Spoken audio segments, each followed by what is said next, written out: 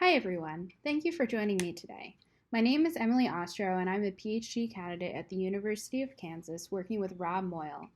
And I want to talk with you today about a few projects I'm working on within my dissertation focusing on great horned owls and their diversity throughout their range and specifically in Kansas. Before I start, I would like to thank the Kansas Ornithological Society for giving me the opportunity to share my work today and providing me with the funding to make the second part of this talk and the third chapter of my thesis possible. So today I'm going to talk about a bird that many of us are familiar with, the great horned owl. But one thing that I actually didn't realize as someone moving from the East Coast moving to Kansas is that there are a great diversity of plumage and size differences in this species that you don't necessarily appreciate only living in one area. The left image here shows much of that diversity in the different populations of great horned owls. In the front, you have the darkest population, subspecies pacificus, from the Pacific Northwest.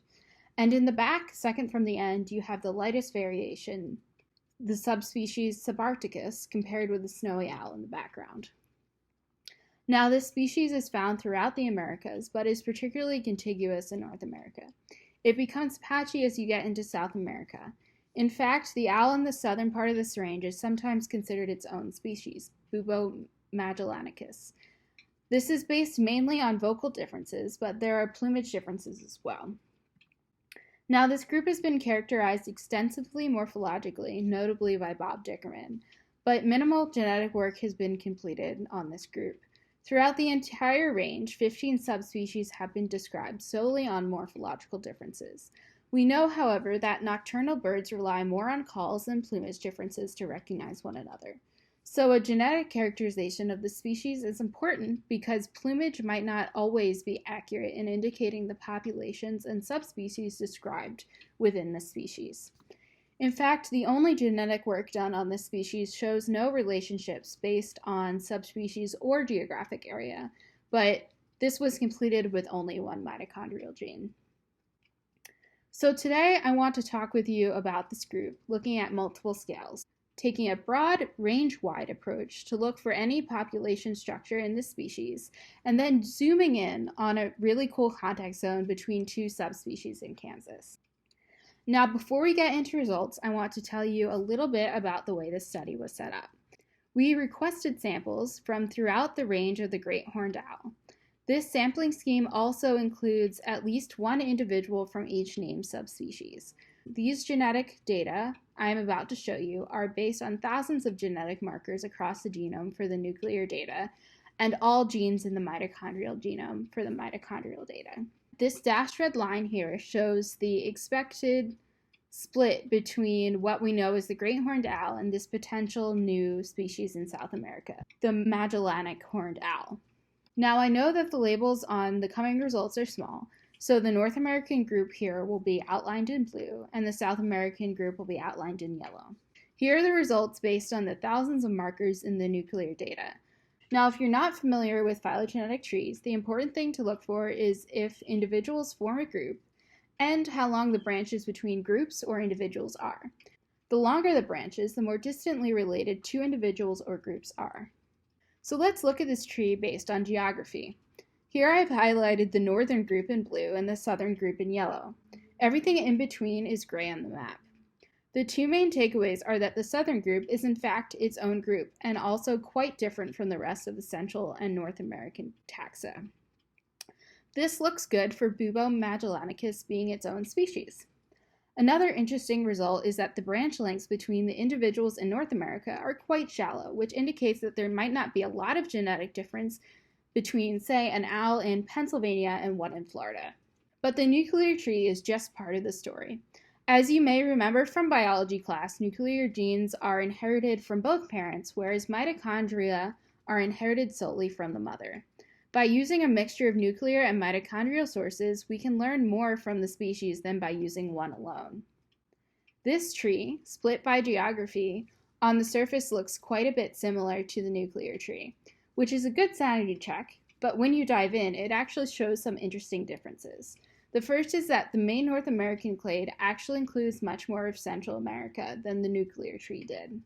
The second and potentially more interesting result is that the South America clade no longer includes one of the northern Peru samples. This Peru sample, being outside of the South American group, indicates that there might have been historical or current hybridization between these two species. Before I switch topics and dive into our work in Kansas, I want to summarize some of the takeaways from this project, looking at the entire range of the great horned owl. The first is that Bubo virginianus is not just Bubo virginianus.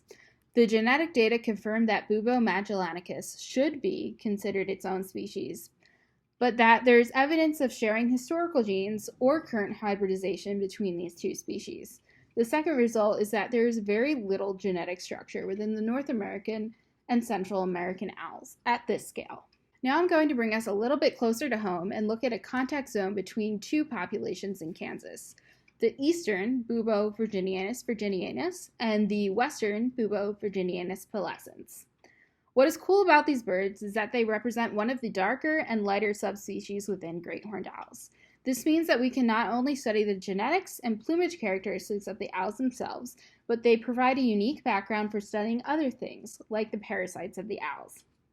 One of my specialties outside of birds is the parasitic lice that are found on bird feathers. Parasites, like birds or other animals, are often affected by their environment. In this case, their environment is the owls themselves. One cool fact about lice is that they often match the coloration of the birds they're found on, like the American robin in the lower right-hand corner. This is often due to the fact that birds rely on visually picking up lice off their feathers. So lice use camouflage to try to remain on the birds. This means that a bird that has very different plumage characteristics may be creating different populations of lice that are more adapted to one population of owls than another. On the other hand, louse populations may be more affected by the population structure of their hosts rather than the coloration. This contact zone of light to dark great horned owls in Kansas provides a perfect opportunity to test whether the genetics of their parasites are more affected by the ability to jump onto new hosts or the selective pressures of being removed by the owls they colonize. The image in the upper right-hand corner of this slide shows the great diversity of plumage characteristics that can be found in Kansas alone. This contact zone in Kansas is not new. The map here shows the historical range of the eastern and western populations characterized by Bob Dickerman.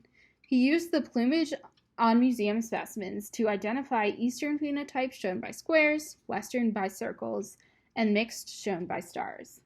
While I do not have the genetic data for either owls or lice to share today, I wanted to share with you some very new preliminary data based on the plumage of these owls. This is a screenshot of a program that converts photos of specimens to models of what an owl can see itself. It then takes those colors in the image and creates a graph of the colors here on the left. The darker the red in this graph, the more of that color is represented in the photo. The distance between one point and another on this graph indicates how different two colors are. The colors present on the owl are in the intersection of this graph, and the outline shows what is considered a just noticeable difference in color.